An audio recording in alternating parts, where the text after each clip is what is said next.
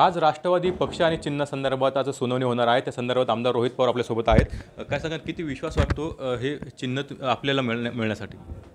पूर्वी ज्या पद्धतीने इलेक्शन कमिशन काम करत होतं, स्वायत्त संस्था आहे, संविधानाला धरून ते काम करत होतं, तसंच जर काम करणार असेल, निर्णय हा आदरणीय पवारसाहेबांच्या मार्गदर्शनाखाली चालणारी जी राष्ट्रवादी आहे त्यांच्या बाजूने निर्णय लागेल।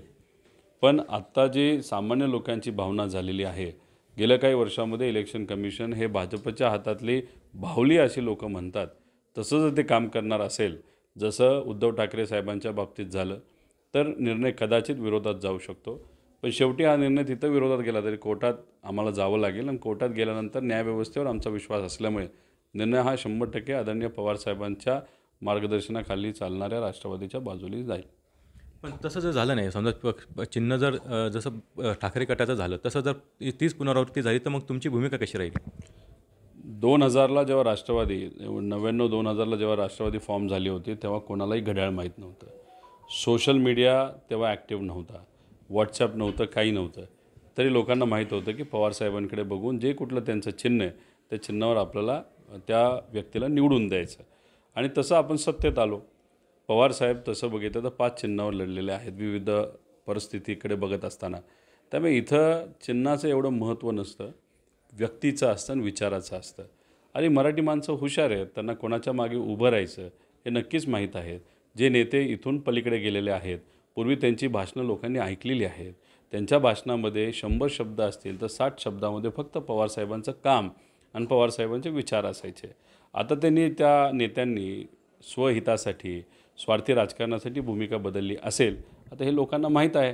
त्यामुळे लोक कोणाच्या बाजूली उभे राहतील हे सिद्ध झालेले। पवारसाहेब जेव्हा केव्हा लोकात जातात त्यांना कुठेही मारून मुटकून लोक आणावे लागत नाहीत। मुख्य भाषण व्हायच्या आधीच लोक उठून कधी पवारसाहेबांच्या भाषणात जात नाहीत, त्यांच्याकडे ते बघितलेलं आहे। त्यामुळे त्यांनी कितीही काय प्रयत्न केला तरी लोक हे आदरणीय पवारसाहेबांवर राहतील। हे दुसरा महत्त्वाचा प्रश्न की आपल्या कारखान्यावरती नोटीस आली होती, त्या संदर्भात आपण म्हणलो होतं की 2 बडे नेते जे आहेत त्यांनी हा प्रयत्न केला आहे। ते 2 नेते नेमके कोणते? आता शिंदे गटाच्या एका मोठ्या नेत्यांकडनं वेगळ्या पद्धतीने निरोप हा आमच्याकडे आलेला आहे आणि जी नावं आलेली आहे त्याचं एक नाव अपेक्षित होतं पण दुसरं नाव अनपेक्षित होतं। त्याच्याचबरोबर राजकीय द्वेषातून हा निर्णय घेतला गेला असं आम्हाला वाटत होतं। 100% तो राजकीय द्वेषातूनच घेतला गेला, पण त्याला अजून एक अंग आहे, पण ते मी आज इथं काय सांगणार नाही। पण अशा पद्धतीने जर व्यक्तिगत हितासाठी एखादा व्यक्ती ऐकत नसेल म्हणून जर तुम्ही सत्तेचा वापर करून आवाज दाबण्याचा प्रयत्न करत असाल, तुम्ही कितीही प्रयत्न करा, आम्हाला त्याचा फरक पडत नाही। आम्ही न्यायव्यवस्थेवर विश्वास ठेवून असतो, आधीसुद्धा न्यायव्यवस्थेने आम्हाला सहकार्य केलेलं आहे। यंदासुद्धा आज जी सुनावणी होती त्याच्यामध्ये सुद्धा आम्हाला रिलीफ हे न्यायव्यवस्थेने दिलेलं आहे।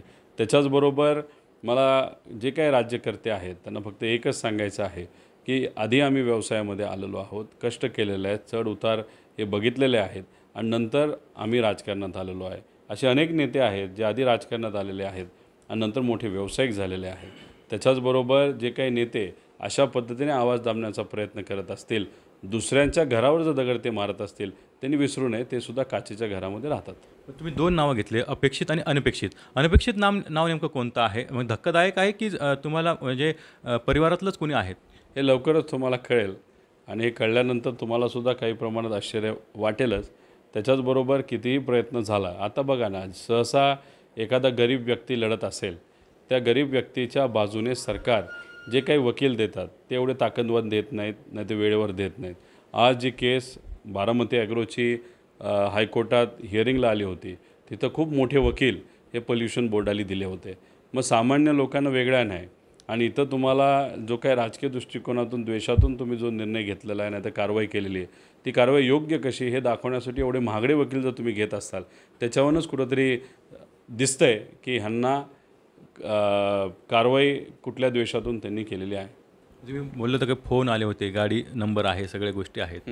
ती सगळी माहिती आहे ना की जेव्हा कारवाई केली गेली, एक प्रायव्हेट गाडी आली होती, ती कुठून आली होती, कुठल्या शहरातून आली होती, पुणे शहरातून नव्हती, पुण्याच्या जवळच्या कुठल्या तरी शहरातून आली होती, ते कोणाचे आहेत, कोणाचे मित्र आहेत, कोणाची ती कंपनी आहे, मग शासकीय अधिकाऱ्यांबरोबर ती गाडी येण्याचं कारण काय होतं, त्याच्याचबरोबर पुण्यात बसणाऱ्या अधिकाऱ्यांना कोणाचे फोन आले, किती वाजता फोन आले, का आले, त्यानंतर जे मुंबईत बसणारे अधिकारी आहेत त्यांना कोणाचे फोन आले, किती वेळा आले, किती वेळा प्रेशर केलं गेलं, कोणाचा OSD तिथे येऊन पाठपुरावा करतो आहे, सगळ्या गोष्टी आम्हाला माहीत आहेत, पुरावेसुद्धा आहेत.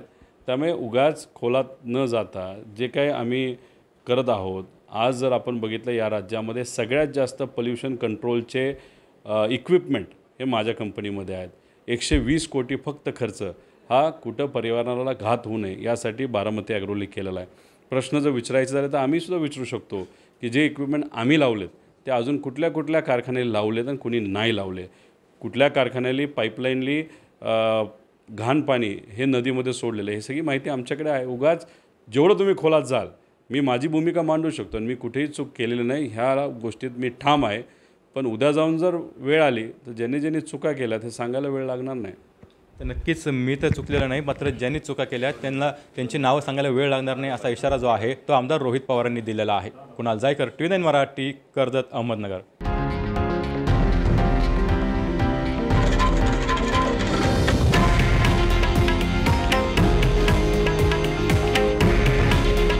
हे आहे देशातील नंबर 1 न्यूज नेटवर्क आणि आपण पाहत आहात TV9 मराठी.